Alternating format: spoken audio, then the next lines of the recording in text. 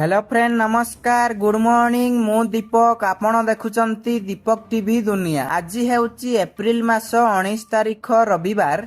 चलंतु जानि नबा आज दिनर केतोटी गुरुत्वपूर्ण टॉप न्यूज अपडेट। प्रथम अपडेट बलांगीर जिल्ला रे स्कूल छुट्टी घोषणा। प्रबल ग्रीष्म प्रवाह को दृष्टि रे रखी आसंता 18 रु 21 तारिख जाए जिलार समस्त स्कूल बंद रहिबो। प्रबल खरा एवं असह्य गरम को दृष्टि रे रखी जिलापाल एभली निष्पत्ति नेइछंती। पर स्थिति देखि खरा छुट्टी घोषणा करा जिवो बोली मध्य कहिछंती। परवर्ती खबर हरमुज प्रणाली संपूर्ण खोलिला ईरान। दीर्घ दिनर अवरोध परे खोलिला हरमुज। इस्राएल लेबानन अस्त्र विरति परे ईरान रो बड़ घोषणा। ईरान रो वैदेशिक मंत्री आबास आराघची हरमुज प्रणाली खोलिबा नै घोषणा करिसंती। युद्ध विरतिर अवशिष्ट समय पाई हरमुज प्रणाली संपूर्ण खोला रहिबो बोली सामाजिक गणमाध्यम एक्स रे एक पोस्ट लिखिसंती। से कहिसंती जे एही पथ समस्त वाणिज्यिक जहाज पाई खोला रहिबो।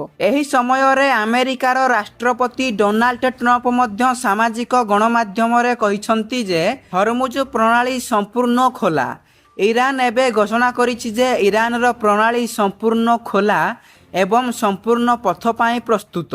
परवर्ती खबर यूपी श्रमिकों पाई बड़ उपहार। सर्वनिम्न मजूरी बढ़ाइले योगी सरकार। उत्तर प्रदेश रो श्रमिक मानक पाई एक खुशी खबर सामना को आसीछि। राज्य रे योगी आदित्यनाथ सरकारी श्रमिक मानक सर्वनिम्न मजूरी हार रे व्यापक संशोधन करिसंती। नोएडा एवं ग्रेटर नोएडा रे श्रमिक मानक दीर्घ दिनर आंदोलन एवं विरोध प्रदर्शन पर सरकार एही बड़ निष्पत्ति नेइछंती। राज्यपालक मोहर बाजिबा पर नूतन दर लागू नै विधिबद्ध विज्ञप्ति प्रकाश पाइछि। परवर्ती खबर सरकार करुछंती बड़ योजना।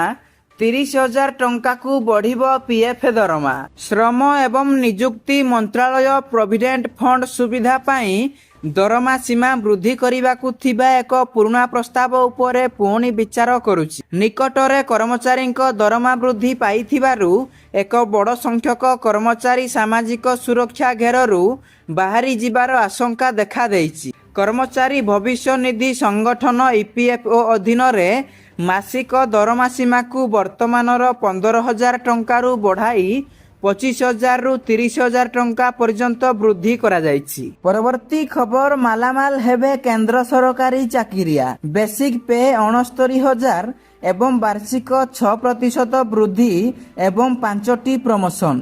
केंद्र सरकारी कर्मचारी पाई आसीपारे बड़ खबर। जातीय परिषद ड्राफ्ट कमिटी सरकार को ताकर सुपारिश दाखल करिछि।